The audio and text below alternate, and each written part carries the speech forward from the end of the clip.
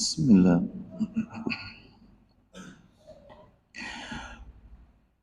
Assalamualaikum warahmatullahi wabarakatuh. Alhamdulillah. Alhamdulillahi hamdan katsiran tayyiban mubarakan fihi kama yuhibbu rabbuna wa yarda.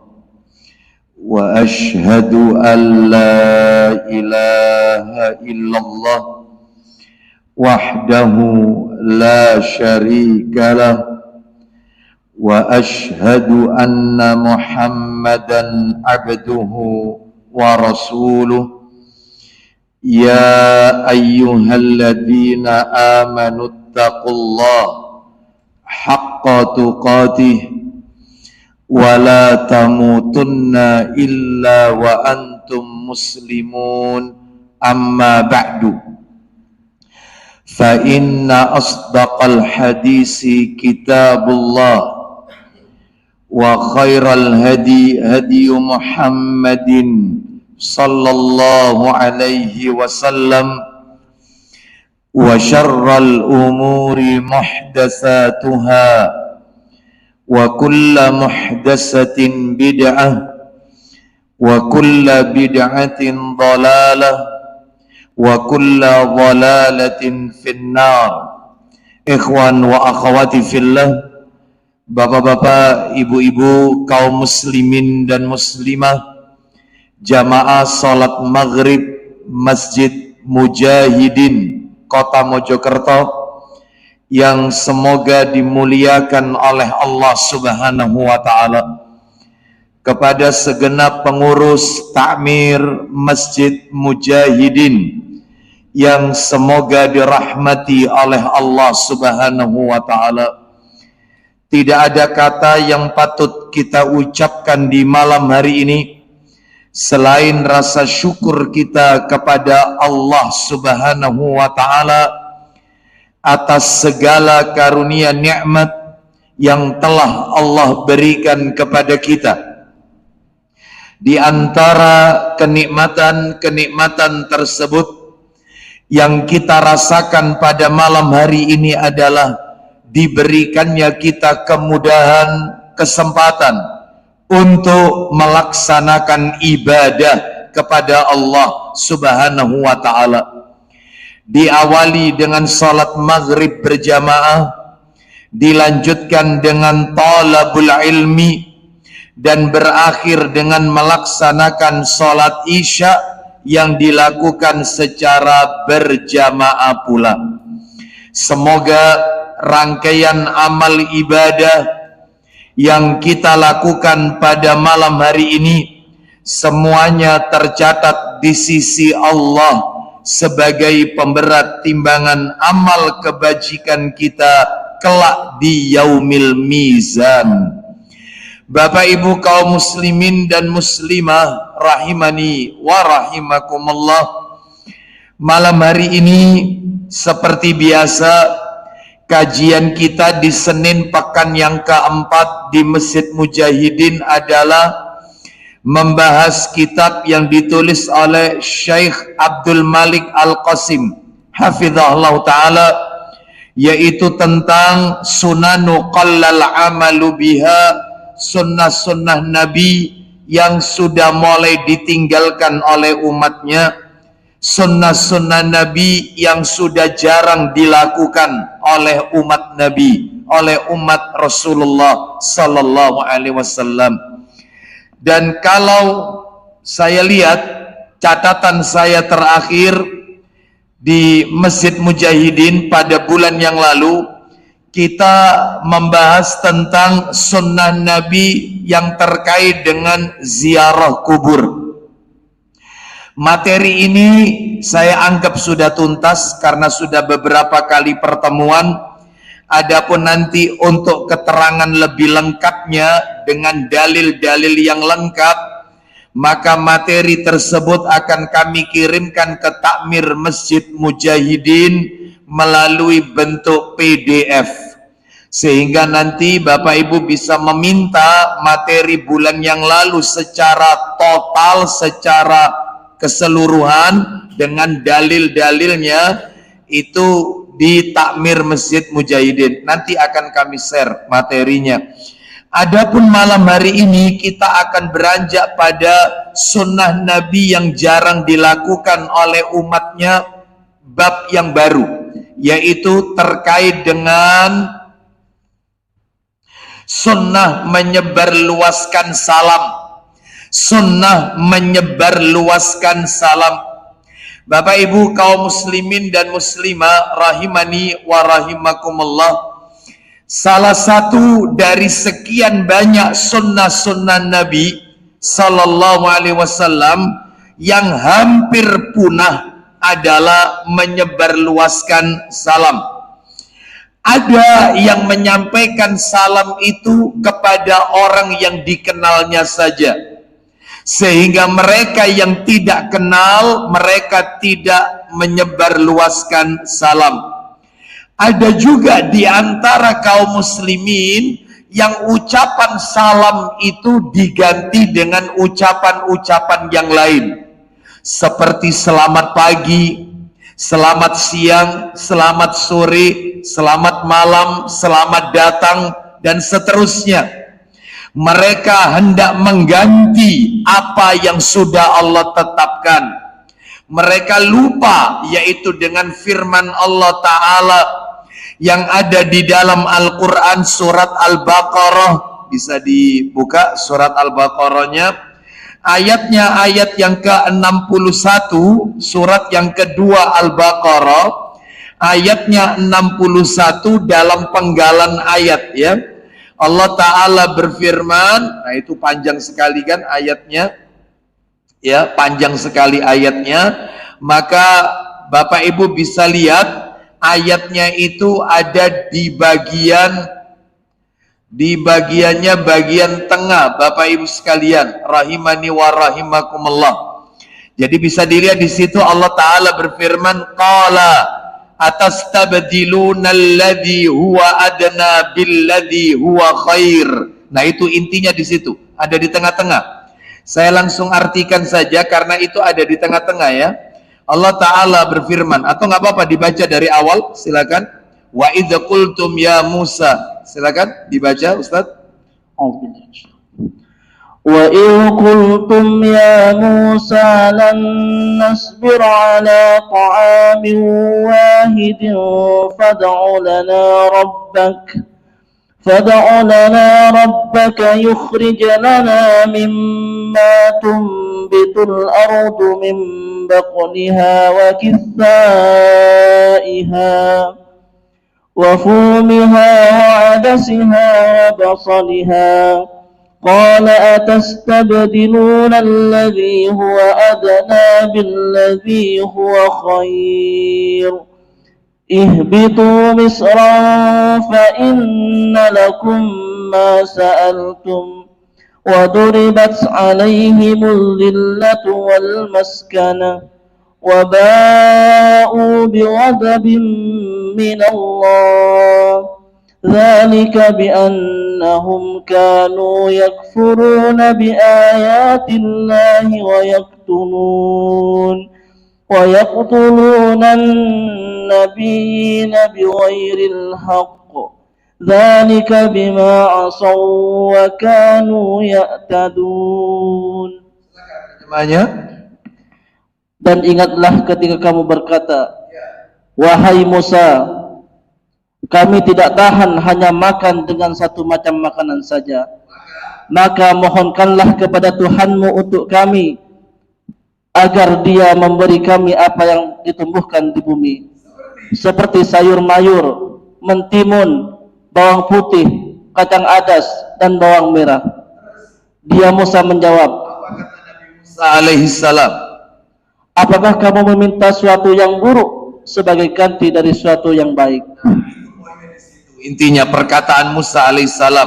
Jadi cukup sampai di situ aja terjemahannya. Intinya adalah mereka yang ingin mengganti apa yang telah Allah tetapkan, Rasul syariatkan dengan ganti yang lebih buruk adalah mereka yaitu orang-orang yang zalim. Bapak Ibu sekalian, mereka ingin mengganti ucapan salam dengan good morning, dengan sepada, dengan selamat pagi, selamat petang, dan seterusnya ya. Maka tentunya ini tidak dibenarkan. Padahal salam yang Allah syariatkan dan Rasul syariatkan adalah syiar Islam yang sangat agung. Karena di dalam ucapan salam itu ada nama Allah, yaitu Assalam. Allah memiliki Asmaul Husna Assalam. Sehingga ketika kita mengucapkan Assalamualaikum, maka ini tentunya kita telah menyebut salah satu daripada nama-nama Allah yang mulia, yang artinya yang maha selamat. Assalam itu. Jadi maksudnya yang maha selamat artinya adalah semua keselamatan di dunia dan di akhirat itu berasal dari Allah Azza wa Jalla. Sedangkan kalau good morning, good afternoon, selamat pagi, tidak ada unsur doa di situ. Tetapi ucapan salam ada unsur doa. Assalamualaikum. Semoga Allah memberikan keselamatan bagi kalian. Ya selamat dunia, ya selamat akhirat. Warahmatullah, rahmat dari Allah, wabarakatuh, dan barokah. Bayangkan, kok bisa ada sebagian orang yang mengatakan salam itu tak ubahnya sekedar greetings, ucapan salam saja mirip seperti good morning dan ucapan yang lain. Beda, karena ucapan salam yang Allah dan Rasulnya syariatkan ini mengandung doa yang mendalam di dalamnya. Baik Bapak Ibu sekalian, rahimani wa rahimakumullah, maka perlu kiranya kita yaitu membahas masalah ini karena memang menyebarluaskan salam ini adalah sudah mulai asing. Salam ini hanya ditujukan kepada orang-orang yang dikenalnya saja. Makanya 14 abad yang silam Nabi Shallallahu Alaihi Wasallam sudah mengatakan dalam hadis riwayat Ahmad, nah, saya bawa ini kitabnya ya, dalam kitab silsilah hadis sahih nomornya 647 dari Tariq bin Syihab radhiyallahu an, dia menceritakan bahwasannya Abdullah bin Mas'ud radhiyallahu an berkata, Rasulullah sallallahu alaihi wasallam bersabda, inna baina yadayis sa'ah taslimal khassah. Artinya, menjelang datangnya hari kiamat nanti, menjelang datangnya hari kiamat nanti, akan muncul pengucapan salam hanya ditujukan kepada orang tertentu saja yang dia kenal. Dia kalau nggak kenal, maka dia nggak mengucapkan salam. Ya, bahkan dalam riwayat yang lain, redaksi lain, maksud saya riwayat Ahmad juga, dalam kitab silsilah hadis sahih nomornya 648, satu nomor dari yang tadi, dari sahabat Al-Aswad bin Yazid radhiyallahu an, yang menceritakan bahwasannya Abdullah bin Mas'ud radhiyallahu an mendengar Rasulullah sallallahu alaihi wasallam bersabda, inna min asyratis sa'at idza kanatit tahiyyatu alal ma'rifah. Artinya, sesungguhnya di antara tanda-tanda kiamat, oh ini namanya tanda-tanda kiamat kecil Bapak Ibu, tanda-tanda kecil kiamat. Sebab kiamat itu ada yang besar, ada tanda-tanda kecil, ada tanda-tanda besar. Kalau tanda-tanda kiamat kecil itu adalah peristiwa-peristiwa yang terjadi berulang-ulang dan kejadiannya dianggap biasa. Dan itu tanda itu terus berulang sampai nanti, yaitu hari kiamat datang. Dan peristiwa itu terjadi semenjak Rasulullah diutus sampai nanti kiamat. Dan kejadiannya dianggap biasa. Itu tanda kiamat kecil. Kalau tanda-tanda kiamat besar beda. Peristiwa-peristiwa yang tidak wajar terjadinya. Di zaman Nabi belum ada, di zaman kita belum terjadi, tapi nanti di akhir zaman. Contohnya, turunnya Nabi Isa alaihissalam, ini kiamat besar, tanda kiamat besar. Keluarnya Dajjal, munculnya Imam Mahdi, gitu ya. Matahari akan terbit dari arah tenggelamnya, Ini kiamat besar, Bapak Ibu sekalian. Ya. Adapun yang Nabi beritakan ini adalah tanda-tanda kiamat kecil. Salah satunya ini. Saya ulang ya. Sesungguhnya di antara tanda-tanda kiamat adalah idza kanatit tahiyatu 'alal ma'rifah. Apabila ucapan salam itu diucapkan kepada sahabat atau orang yang dikenalnya saja.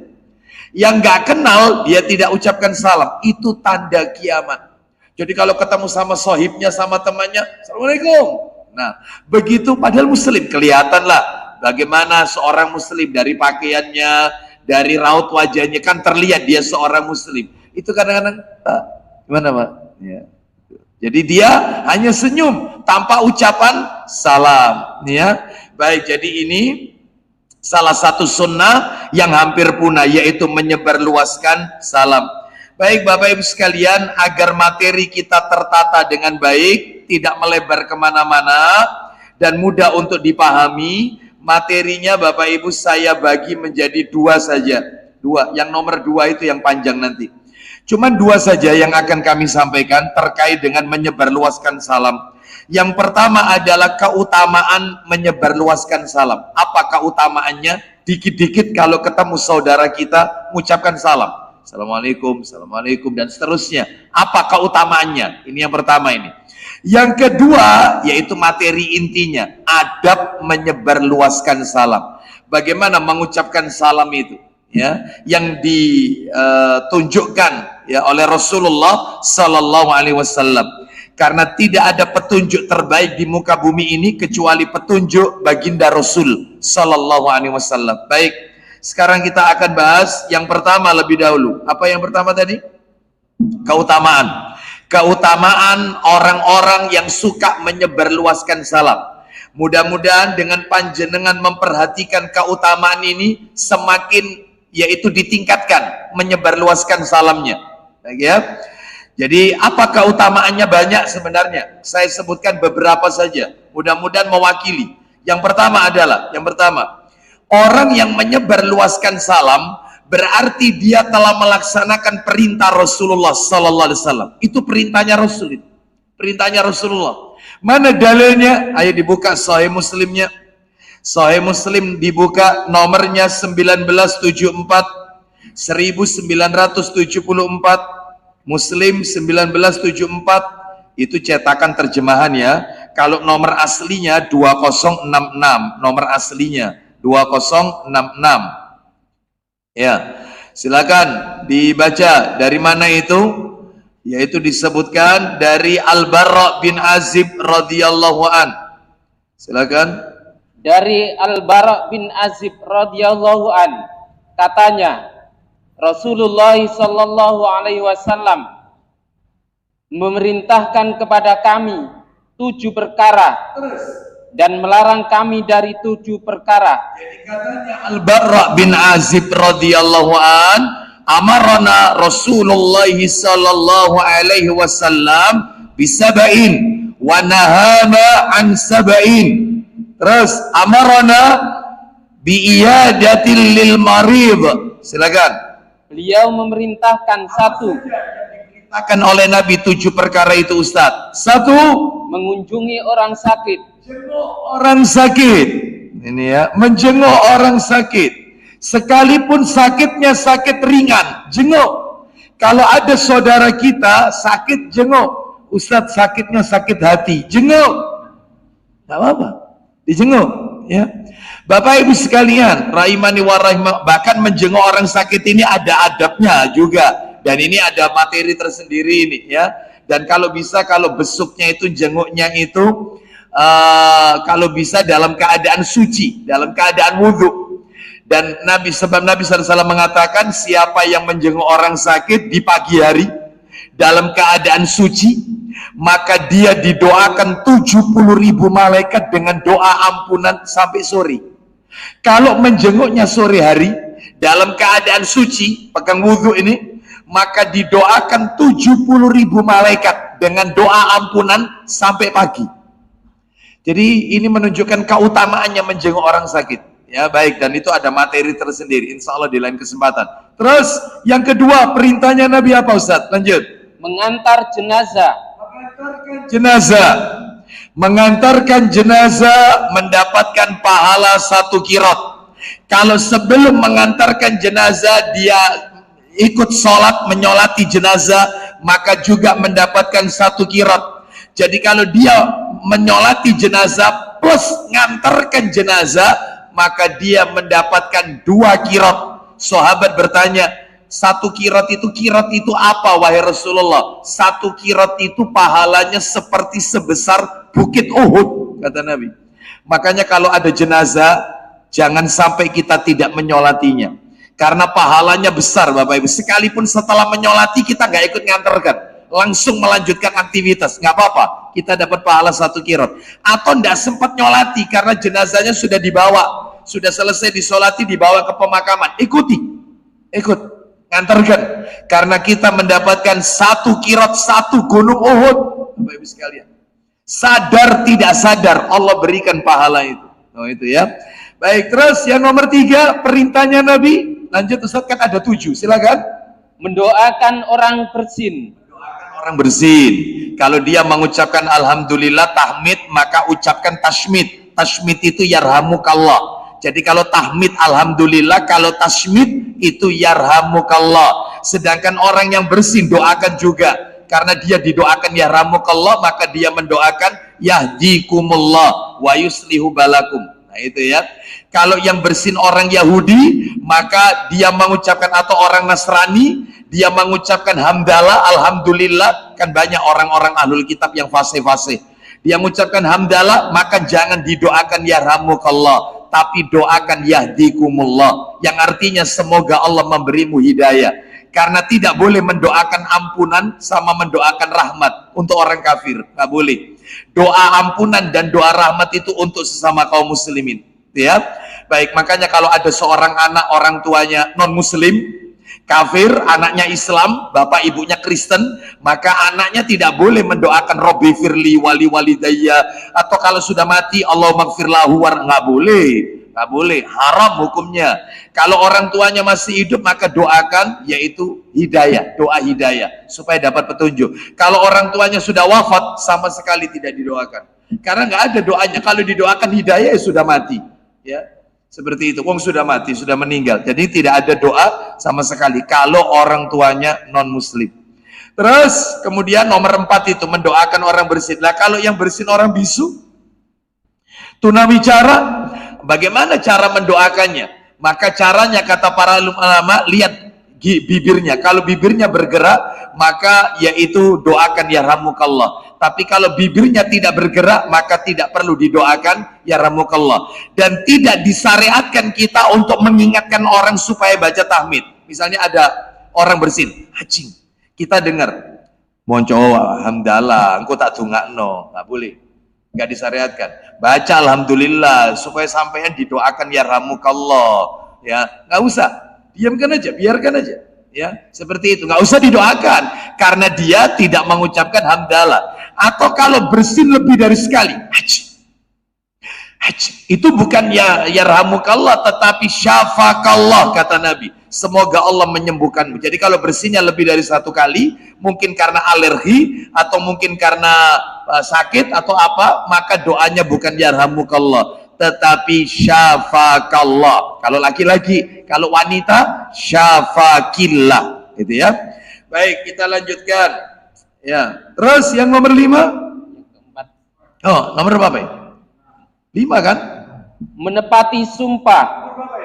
Keempat. Hah? Keempat. 4 apa 5? Nomor 1 apa Ustaz? 1 mengunjungi orang sakit. Dibaca nomornya Ustaz. Nomor 2. Nomor 2 mengantar jenazah. Nomor 3 mendoakan orang bersin. Nomor 4 menepati sumpah. Termasuk nadar. Nadar itu bagian daripada sumpah, ditepati, ya. Terus kemudian yang nomor 5, menolong orang yang teraniaya. Memenuhi undangan. Selama undangannya itu disyariatkan. Kalau undangannya itu tidak disyariatkan, maka tidak perlu datang Bapak Ibu. Mendatangi undangan itu wajib. Kalau kita diundang wajib datang. Tapi ada syaratnya, kalau undangannya itu syar'i. Tapi kalau undangannya itu tidak syar'i, maka tidak perlu datang. Seperti itu, tidak perlu mendatanginya. Ada beberapa walimah Bapak Ibu, acara undangan makan. Walimah itu undangan makan. Tinggal belakangnya saja apa? Kalau walimatul urus, berarti undangan makan karena sebab pernikahan.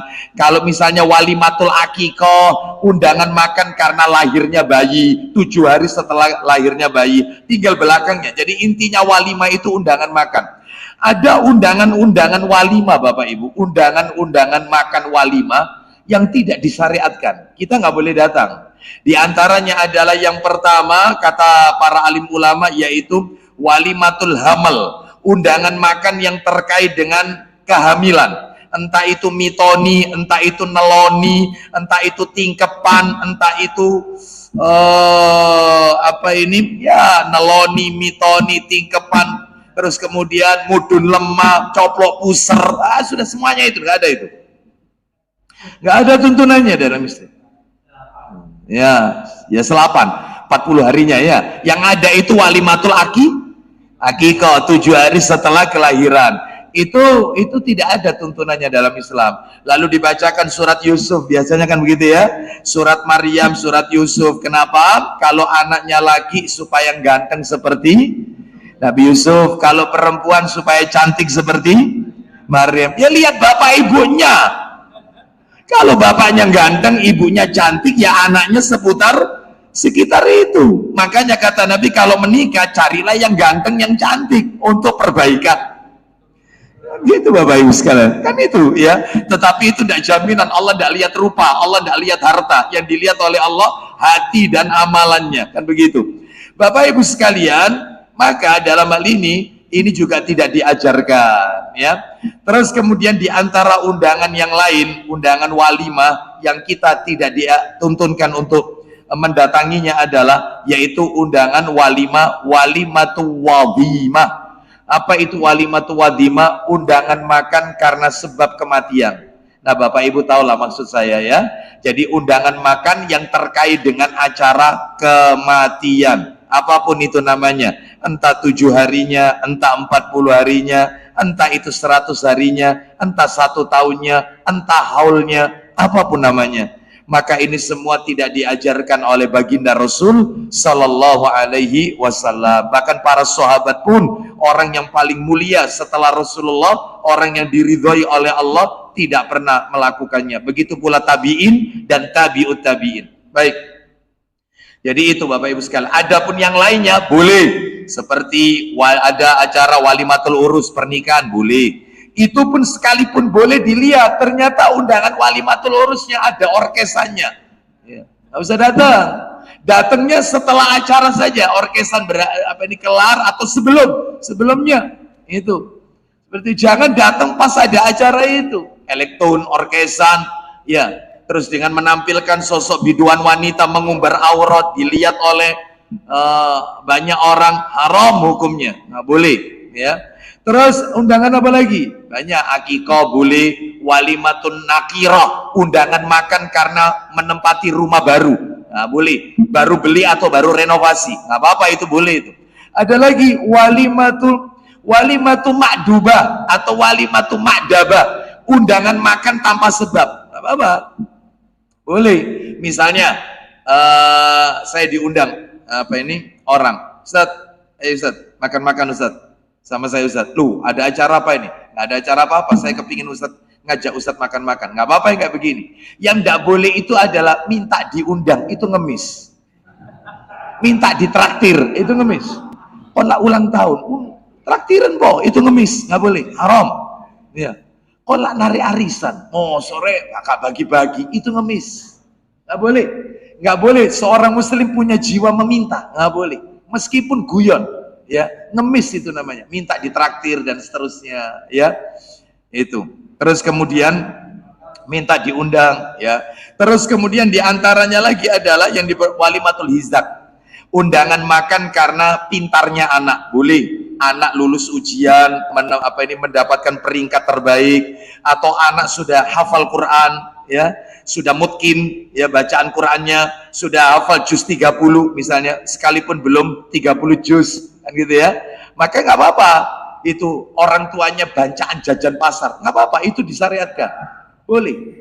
Yang seperti ini boleh. Yang tidak boleh ini adalah seperti ulang tahun perkawinan perak, ulang tahun perkawinan emas, hari ulang tahun yaitu kelahiran, ini ulang tahun organisasi, milad dan yang lainnya, maka ini tidak pernah diajarkan. Baik, terus lanjut 7, silakan. Yang ketujuh, menyebarluaskan salam. Yang termasuk ini perintah ini, menyebarluaskan salam. Baik, yang dilarang Ustadz apa saja?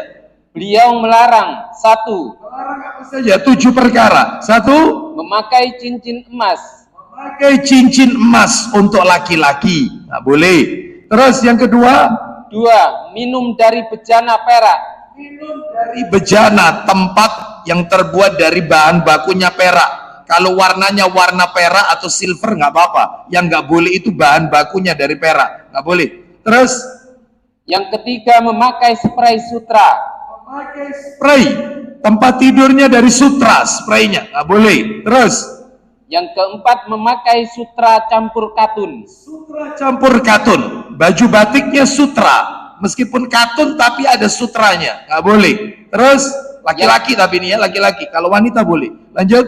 Yang kelima, memakai sutra biasa. Sutra yang harganya murah, yang murah saja nggak boleh, apalagi yang mahal. Lanjut. Yang keenam, memakai sutra tebal. Terakhir. Yang ketujuh, memakai sutra kembang.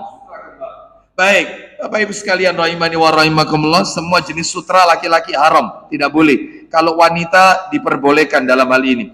Sekarang kita lanjutkan keutamaan salam, menyebarluaskan salam yang nomor 2. Jadi kalau nomor 1 tadi adalah perintah Rasulullah. Makanya orang yang suka menyebarluaskan salam otomatis dia melaksanakan perintah Rasulullah SAW.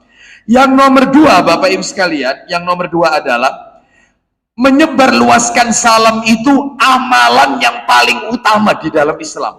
Amalan paling utama di dalam Islam. Mana dalilnya? Ayo dibuka Sahih Targhib wa Tarhibnya jilid 5. Nah itu Ustaz, betul. Nomornya 2693, 2693. 2693. An Abdullah ibni Amr bin Al-As radhiyallahu anhuma, dari sahabat Abdullah bin Amr bin Al-As radhiyallahu anhuma, silakan. Dari Abdullah bin Amr bin As radhiyallahu an, bahwasanya seorang laki-laki telah bertanya kepada Rasulullah sallallahu alaihi wasallam. Laki-laki itu bertanya kepada Nabi, ayyul islami khairun? Silakan. Amalan Islam apa yang terbaik? Islam itu amalan yang terbaik itu apa wahai Rasulullah? Di dalam Islam ini amalan yang terbaik. Qala tut'imut ta'am wa taqra'us salam alal man arafta wa man lam ta'rif. Silakan. Beliau menjawab, kamu memberi makan dan miskin. Kau berikan makan orang-orang miskin, itu amalan paling utama dalam Islam. Yang kedua, dan mengucapkan salam kepada orang yang kamu kenal dan yang kamu tidak kamu kenal. Ucapkan salam kepada orang yang kau kenal dan juga orang yang tidak kau kenal. Selama dia muslim, terlihat cirinya, assalamualaikum, sampaikan. Meskipun ketemu di mall, ketemu di jalan dan seterusnya. Ya. Kalau saya lihat di mana ini, di Mekah, di Madinah itu, kalau saya lihat itu, saya perhatikan aja penduduk sekitar Mekah, sekitar Madinah, itu kalau di sana itu tidak ada mobil itu, Pak, mobil bagus-bagus, mobil mahal-mahal, ya, tapi seperti tidak terawat. Jadi ada yang spionnya tergores, ada yang pecah, ada yang pesok dan seterusnya. Itu di sana kalau terjadi eksiden, kecelakaan atau apa, notol atau apa, orang sana kan kadang nggak sabaran ya, lampu merah gitu sudah hijau ini, mungkin agak namanya orang mungkin kopling atau apa, itu ditotol dari belakang, ditabrak dari belakang, tabrak, kaca dibuka, assalamualaikum, waalaikumsalam, halas, sudah. Coba orang sini, itu orang sini, sana nggak ada, terus kontok-kontokan di jalan, nggak ada, ya, bis dengan bis atau apa, udah. Keluar buka kaca, assalamualaikum warahmatullahi wabarakatuh. Sudah jalan. Ya, seperti itu. Jadi mereka menyebarluaskan salam, Bapak Ibu sekalian. Saya pernah mempraktekkan seperti ini, Bapak Ibu. Pernah mempraktekkan seperti ini, ya. Jadi lampu apa ini? Lampu merah, gitu ya. Ceritanya, lampu merah. Saya berhenti, di depan saya ada mobil, ya. Saya buka ini HP sambil lihat Al-Qur'an gini ya. Nggak taunya di bel itu di belakang ada yang ngebel. Tak pikir hijau. Langsung sudah nabrak depannya, hanya notol aja ya, itu keluar itu yang di depan, apa yang di depan itu keluar. Saya buka kaca saya keluar, assalamualaikum. Apa assalamualaikum? Assalamualaikum. Iya, jawab dulu assalamualaikum. Waalaikumsalam. Terus biaya gini apa? Ayo minggir aja, kasihan yang belakang. Ayo. Gimana ini ya, nggak ada apa-apa sudah ya, lain kali nggak usah dia nggak usah diulangi lagi, nggak boleh, jangan seperti itu. Assalamualaikum, sudah nggak tahu dijawab apa enggak, masuk lagi, masya Allah ya, seperti itu. Jadi ucapkan salam ya, orang yang kenal. Anda naik bis mikrolet masuk, sampaikan salam assalamualaikum, sekalipun orang ngamen bewongi, nggak apa-apa. Masuk bis ini, masuk bis, assalamualaikum, gitu. Mestinya begitu. Naik mikrolet, naik kereta api, assalamualaikum, gitu. Sekalipun orang menganggap kita ono ngamen ini, biarkan, ya, biarkan, ya, nggak apa-apa. Karena Anda melaksanakan perintah Rasulullah SAW, menyebarluaskan salam kepada orang yang Anda kenal maupun tidak kenal. Itu tujuannya. Baik, terus. Kita lanjutkan sekarang yang nomor 3, keutamaan menyebarluaskan salam. Menyebarluaskan salam itu adalah masuk surga dengan selamat. Masya Allah. Orang suka menyebarluaskan salam, dijamin masuk surga dengan selamat. Mana dalilnya? Silakan dibuka Sahih Targhib wa Tarhib, nomornya 2697. 2697. Ya, silakan, dari mana itu? Dari Abu Yusuf Abdullah bin Salam radhiyallahu an, dia berkata, aku telah mendengar Rasulullah sallallahu alaihi wasallam bersabda, wahai sekalian manusia, ya ayyuhan nas afsus salam wa at'imut ta'am wa sallu bil laili wan nasu niyamun tadkhulul jannata bis salam. Silakan. Sebarkanlah salam, berilah makan orang miskin, dan sholatlah di malam hari ketika manusia sedang tidur. Tebarluaskan salam, berikan makanan orang-orang miskin. Yang ketiga adalah sholat tahajud di saat manusia terlelap dengan tidurnya. Maka niscaya kalian masuk surga dengan selamat. 3 amalan ini. 3 amalan ini, Bapak Ibu. Lah terus kemudian yang berikutnya, Bapak Ibu sekalian, orang yang menyebarluaskan salam ini, ya, keutamaan yang terakhir yang bisa saya sampaikan adalah ini yang terakhir ya, yaitu pahalanya banyak. Orang nyebarluaskan salam itu pahalanya banyak. Mana dalilnya? Dalilnya Sahih Targhib wa Tarhib, nomornya 2710. 2710. Silakan. Ya, kita silakan yuk.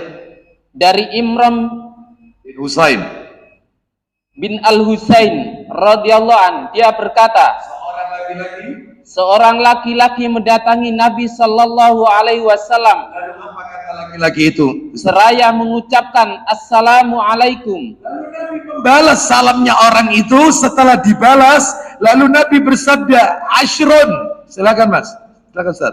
Lalu beliau membalasnya. Kemudian orang itu duduk dan Nabi sallallahu alaihi wasallam bersabda, dia mendapatkan 10. Kemudian datang yang lainnya dan mengucapkan assalamualaikum warahmatullah. Lalu beliau membalasnya. Orang itu, lalu orang itu duduk dan berkata, dia mendapatkan 20. 20. Teruskan. Kemudian datang yang lain lagi dan mengucapkan assalamualaikum warahmatullahi wabarakatuh. Lalu beliau membalasnya. Lalu orang itu duduk dan Nabi Sallallahu Alaihi Wasallam bersabda, dia mendapatkan 30. Orang kalau mengucapkan salam cuman sekadar assalamualaikum dapat 10 pahala. Tapi kalau assalamualaikum warahmatullah dapat 20. Tapi kalau lengkap assalamualaikum warahmatullahi wabarakatuh 30 meskipun ditelepon. Assalamualaikum warahmatullahi wabarakatuh. Itu meskipun yang balas kon kate ini ceramah dah. Enggak apa-apa. Kon kate ceramah dah, cek lengkapi. Ya, enggak apa-apa. Biarin. Kita itu diolok-olok orang, enggak apa-apa karena kita menegakkan sunnah Nabi. Pengen dapat pahala yang banyak, 30. Ucapan salam saja assalamualaikum memang dapat pahala 10. Baik. Jadi orang mengucapkan salam itu pahalanya banyak. Tiap kali ketemu assalamualaikum, assalamualaikum. Ini pahalanya banyak Bapak Ibu, sadar tidak sadar. Ya, sekarang saya akan lanjutkan materi yang nomor 2 setelah kumandang adzan Isya. Materi yang kedua adalah adab menyampaikan salam, menyebarluaskan salam. Apa adabnya? Baik, kita dengarkan dulu kumandang adzan Isya. Wassallallahu ala nabiyyina wa ala alihi washabihi wasallam. Ini mana airnya ini?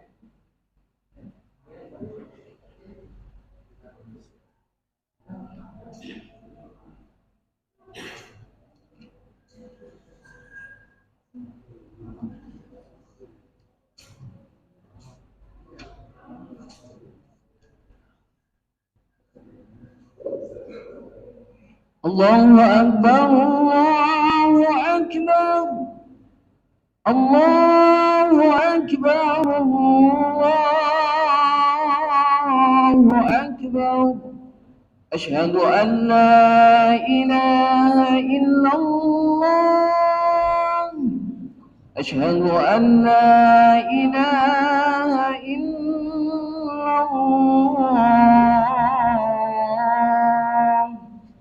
أشهد أن محمدا رسول الله. أشهد أن محمدا رسول الله.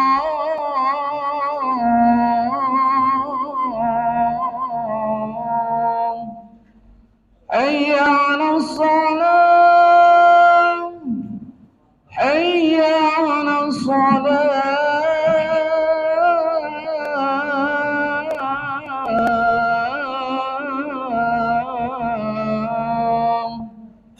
حي على الفلاح، حي على الفلاح.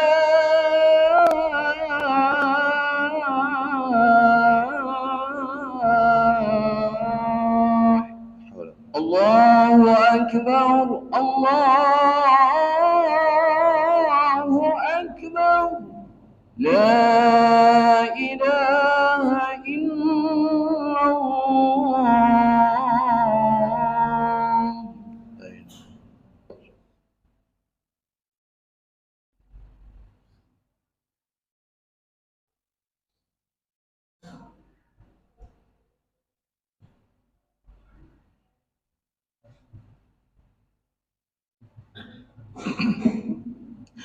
Alhamdulillah wassalatu wassalamu ala rasulillah wa ba'd.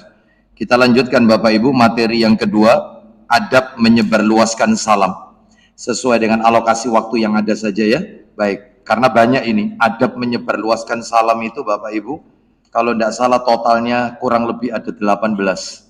Banyak, kita sesuaikan dengan waktu yang ada saja. Yang pertama adabnya ini, adabnya jadilah orang yang pertama kali memulai mengucapkan salam. Jadilah orang yang pertama kali memulai mengucapkan salam. Jangan didahului, kita yang mendahului. Jadi kalau ketemu, sampaikan langsung assalamualaikum. Jadilah orang yang pertama kali mendahului mengucapkan salam. Mana dalilnya? Silakan dibuka Sahih Targhib wa Tarhib, nomor hadisnya 2703 2703.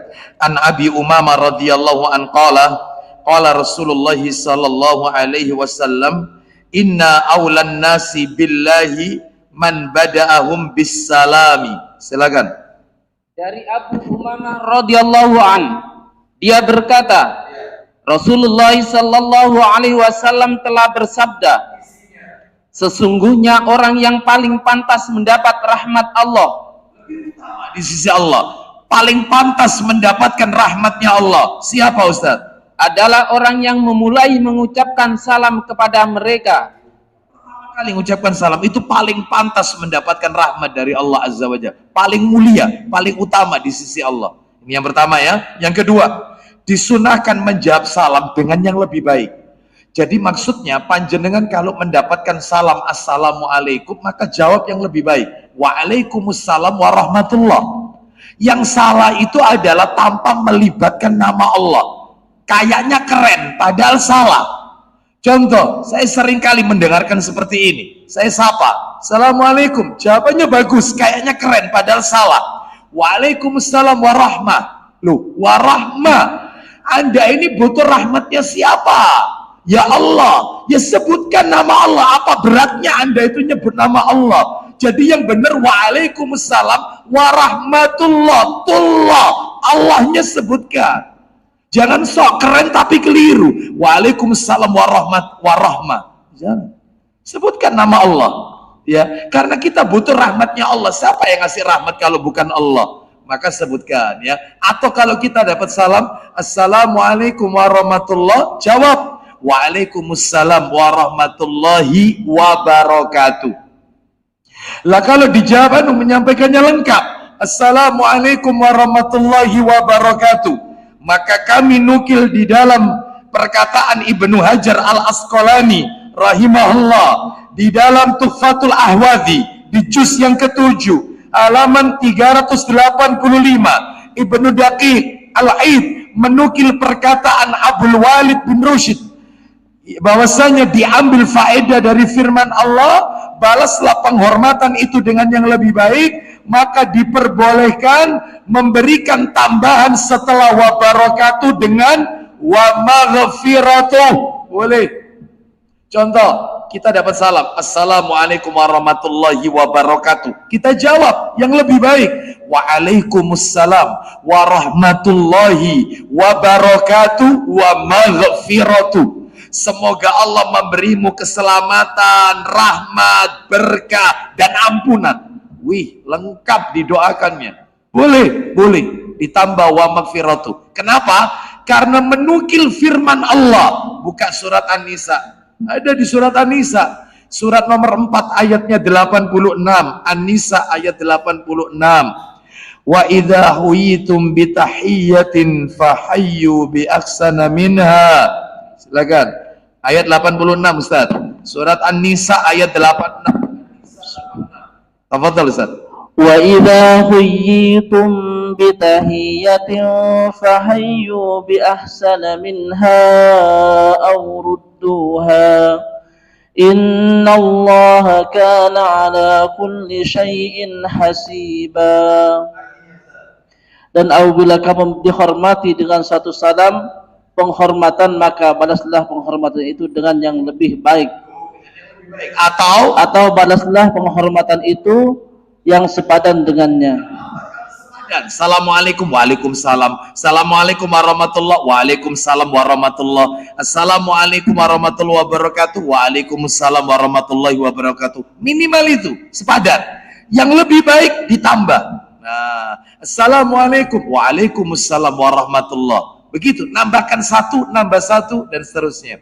Terus yang menjawab itu juga dapat pahala. Iya, sesuai dengan jawabannya. Kalau dia menjawab waalaikumsalam, ya dapat 10. Kalau waalaikumsalam warahmatullah, 20. Waalaikumsalam warahmatullahi wabarakatuh, 30. Waalaikumsalam warahmatullahi wabarakatuh wa maghfiratuh, 40. Begitu, sesuai. Satu kata, 10 pahala. Baik, kita lanjutkan. Sekarang nomor 3. Nomor 3, ya nomor 3 adalah yang nomor 3 dianjurkan mengulang salam 3 kali. Boleh mengulangi salam 3 kali. Assalamualaikum warahmatullahi wabarakatuh. Waalaikumsalam. Diulang lagi. Boleh. Ya. Itu karena khawatir tidak terdengar, dan di zaman Nabi tidak ada mic. Tidak ada sound system. Makanya Nabi khawatir ucapan Nabi tidak didengar oleh sahabatnya. Makanya Nabi diulang 3 kali. Lah kalau sekarang sudah ada mic pengeras suara, sound system itu ada di mana-mana, ya, dan seterusnya, maka nggak perlu diulang-ulang. Karena seringkali kan beberapa penceramah itu kan begitu. Assalamualaikum warahmatullahi wabarakatuh. Waalaikumsalam. Kula ulangi malih nggih, kong boten kompak niki. Assalamualaikum. Itu kalau tidak ada mic, ya cukup yang sudah mendengar sudah sekali aja, ya.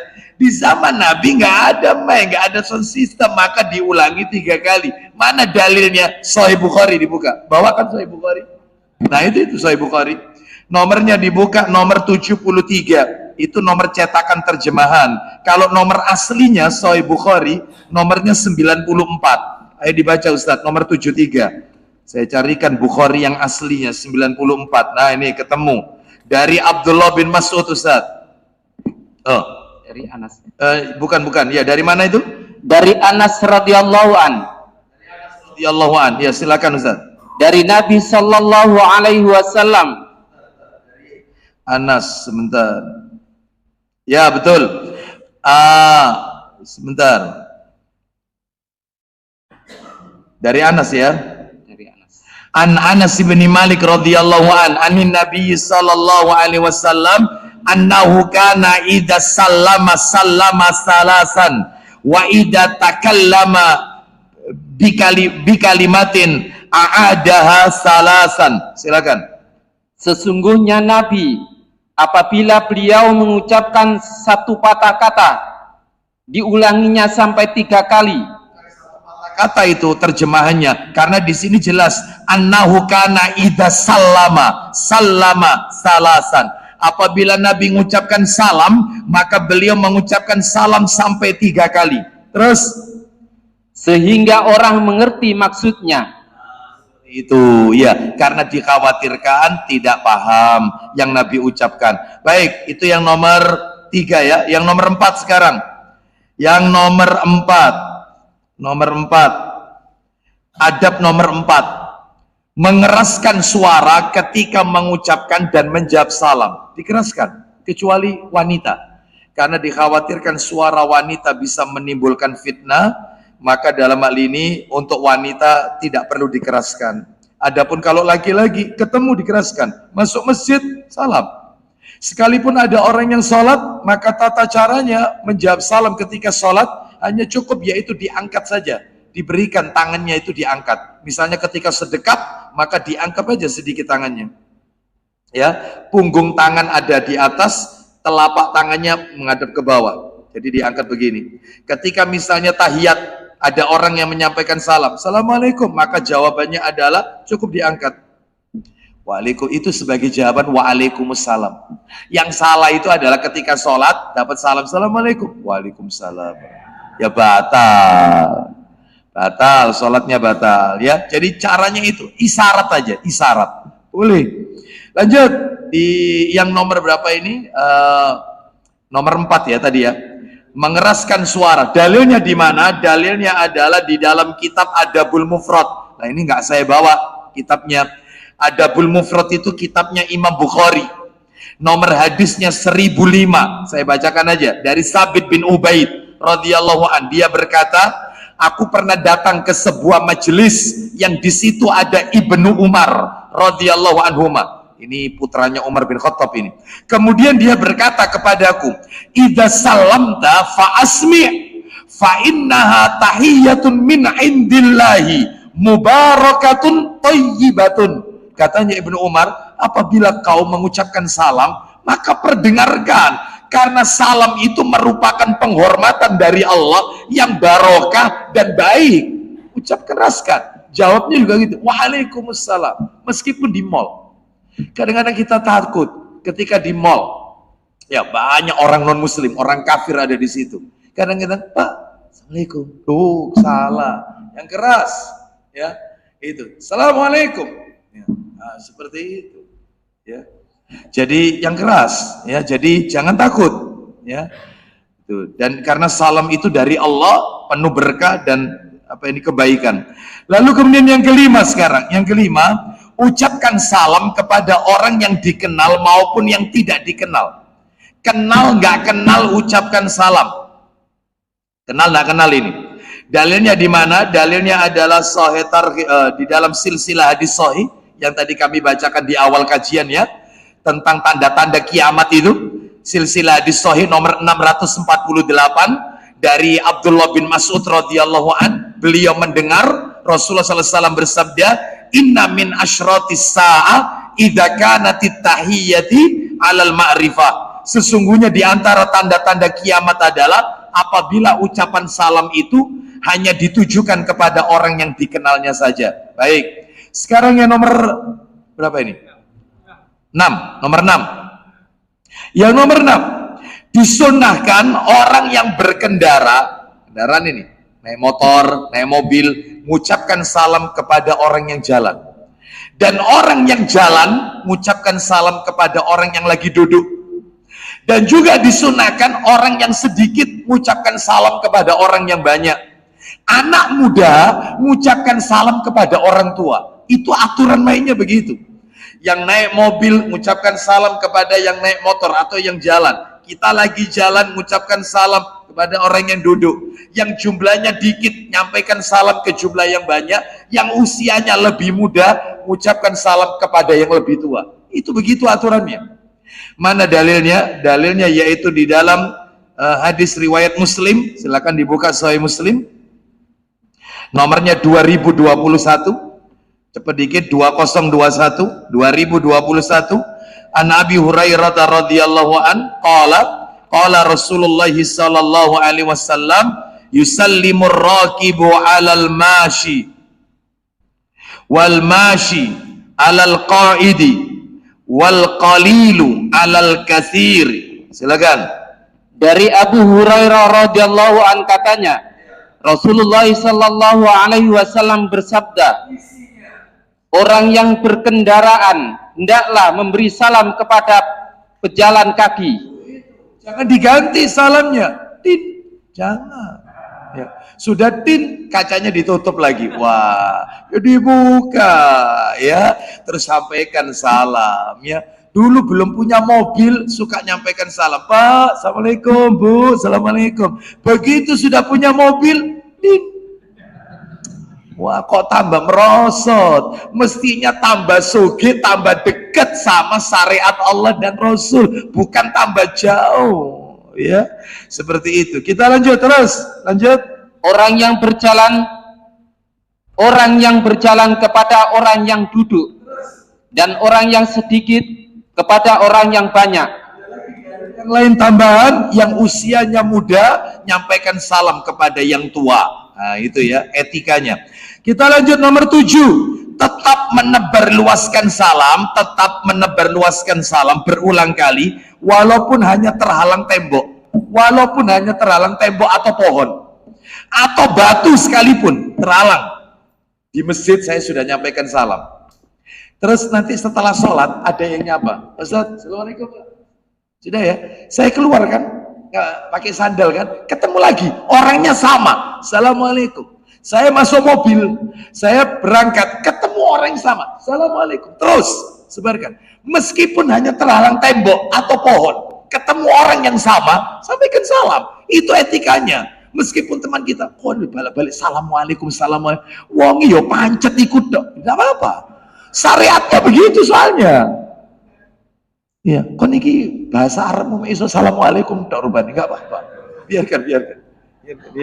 Ada saja ya. Iki sampai disebut Pak Assalamualaikum. Ya.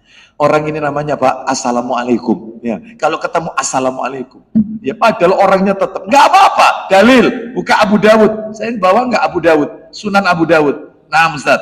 Coba nomor 5200 Ustaz. Setelah itu jangan ditutup ya. Nanti nomornya berdekatan. 5200. Ayo. 5200 dari Abu Hurairah radhiyallahu an. Abu Dawud 5200. Silakan. Abu Dawud 5200 dalam Sunan Abu Dawud. Tafadhal Ustaz. Ayo. Dari mana? Dari Abu Hurairah. Dari Abu Hurairah radhiyallahu an, Ia berkata, ahadukum akhahu falyusallim alaihi fa in halat bainahuma syajaratun au jidarun au hajarun summa laqiyahu falyusallim alaihi aidan. Silakan. apabila seseorang di antara kalian berjumpa dengan saudaranya orang lain, maka hendaklah ia mengucapkan salam kepadanya. Dan apabila di antara mereka ada sebuah pohon, tembok, atau batu, kemudian mereka berjumpa lagi, maka hendaklah ia kembali mengucapkan salam. Meskipun hanya terhalang tembok, ketemu orang yang sama, salam lagi. Ya, seperti itu. Jadi kalau ada orang yang negur, tolong kitabnya dibawa. Iki loh, wajah. Nah, ini Abu Dawud 5200. Ya. Kita lanjut berikutnya. Kita lanjutkan dikit ya. Nomor berapa sekarang? 8. Yang ke-8. Diperbolehkan seorang laki-laki mengucapkan salam kepada wanita yang bukan mahram. Boleh. Saya ulang. Diperbolehkan seorang laki-laki mengucapkan salam kepada wanita yang bukan mahram. Demikian pula sebaliknya, asalkan terhindar dari fitnah. Maksudnya terhindar dari fitnah, kalau wanita itu lebih dari satu nggak apa-apa. Tapi kalau wanita itu hanya seorang, kita jalan sendiri, wanita itu sendirian, nggak bersama suaminya atau nggak bersama temannya, kita sendiri dengan sendiri ini, maka jangan ucapkan salam, jangan. Kecuali misalnya saya sendiri, terus melewati sekelompok ibu-ibu, saya sampaikan assalamualaikum, boleh, nggak apa-apa, sebagaimana Nabi pernah melakukan ini. Yang nggak boleh adalah yaitu sendiri, itu yang nggak boleh, terjadi nanti fitnah, ya, karena suara wanita bisa menimbulkan fitnah. Dengar jawabannya waalaikumsalam dalam hati, enak suaranya, ya, lembut suaranya. Nah itu hati-hati Bapak Ibu sekalian, ya, hati ini, ya, lemah Bapak Ibu, sedangkan fitnah menyambar, ya, hati-hati, termasuk telepon. Ibu-ibu nerima telepon, ya, seorang laki-laki mencari suami Anda, maka nggak usah memperpanjang pembicaraan, diangkat. Assalamualaikum, waalaikumsalam. Oh ya, suaminya ada, suami saya masih di kamar mandi, nanti bisa telepon 5 menit atau 10 menit lagi. Assalamualaikum. Itu nggak usah kemudian assalamualaikum, oh iya, ini siapa ini ya? Oh bapak yang kapanannya itu ya, oh iya, gimana pak, istrinya saya tak kedawan. Gak usah sok care, gak usah, jangan sok care. Gimana pak, istrinya sehat ya? Saya lama gak ketemu istri pak. Gak usah sok care, gak usah. Sudah, cukup sebatasnya. Ya, nanti telepon lagi. Salam. Itu. Ya. Ada ibu-ibu itu telepon. Ya. Assalamualaikum, waalaikumsalam. Oh enggak, saya telepon ke suaminya. Lalu kemudian yang ngangkat istrinya. Assalamualaikum. Oh afwan, suaminya ada. Suami saya masih di kamar mandi Ustadz. Iya, insya Allah sebentar lagi. Iya. Ya Pak Ustadz, itu. Ya Allah selama pandemi gak ketemu sampai kangen aku Ustadz. Aduh, kon. Nggak usah soker, nggak usah ya. Yang biasa saja. Waalaikumsalam, suami saya di kamar mandi. Ustadz nanti bisa telepon 5 menit lagi. Wassalamualaikum. Tutup. Itu. Meskipun ketemu orang melijo, jual sayur, ibu-ibu terutama. Mas, yang diwai wingi gak teko sampai aku gak masak rong dino. Apa perlunya? Dia datang gak datang? Gak usah sok care. Iya, belanja tanya apa butuhnya, beli, selesai. Makanya kalau ada seorang istri ketika belanja kebanyakan ngomong, tegur, apa perlu nih? Duduk bojomu ya. Ya. Terus apa kau tanya kabarnya? Wingi rong dino kok gak datang itu. Sampai aku tidak belanja, tidak masak 2 hari, apa perlunya? Siapa dia? Bukan mahrammu. Itu suami harus punya cemburu Pak. Oh iya, karena untuk menjaga kehormatan keluarga itu. Ya, baik. Kita lanjutkan. Mana dalilnya? Dalilnya Abu Dawud 5204, 5204 dari Asma bin Yazid. Mohon maaf, Asma binti Yazid radhiyallahu anha. Ia berkata, marra alaina an-nabiy sallallahu alaihi wasallam fi niswatin fasallama alaina. Silakan. Dari Asma binti Yazid radhiyallahu anha, ia berkata, Nabi sallallahu alaihi wasallam pernah berjalan melintasi kami dalam kumpulan beberapa wanita. Sendiri melewati kumpulan wanita, wanitanya nggak seorang diri, kumpulan. Terus Kemudian beliau mengucapkan salam kepada kami. artinya yang sedikit mengucapkan salam sama yang banyak, itu yang benar. Terus lanjut. Sudah kan? Ya, sampai di situ ya. Jadi ini boleh selama tidak menimbulkan fitnah. Wallahu a'lam bishawab. Saya sebutkan 9 saja. Berapa tadi? 8 saja, ya hampir separuh ya. Insya Allah untuk separuhnya kita akan lanjutkan pada kesempatan yang akan datang. Insya Allah. Baik. Sampai di sini ada yang mau bertanya? Tidak ada. Baik, kita tutup dengan kafaratul majelis. Mudah-mudahan Allah meridhai amal ibadah kita. Semoga Allah menjadikan kita orang-orang yang istiqomah mengikuti petunjuk Rasulullah sallallahu alaihi wasallam. Kita tutup wassallallahu ala nabiyyina wa ala alihi washabihi wasallam. Subhanakallahumma wa bihamdika asyhadu an la ilaha illa anta astaghfiruka wa atubu ilaik. Wa akhiru da'wana anil hamdulillahi rabbil alamin. Assalamualaikum warahmatullahi wabarakatuh.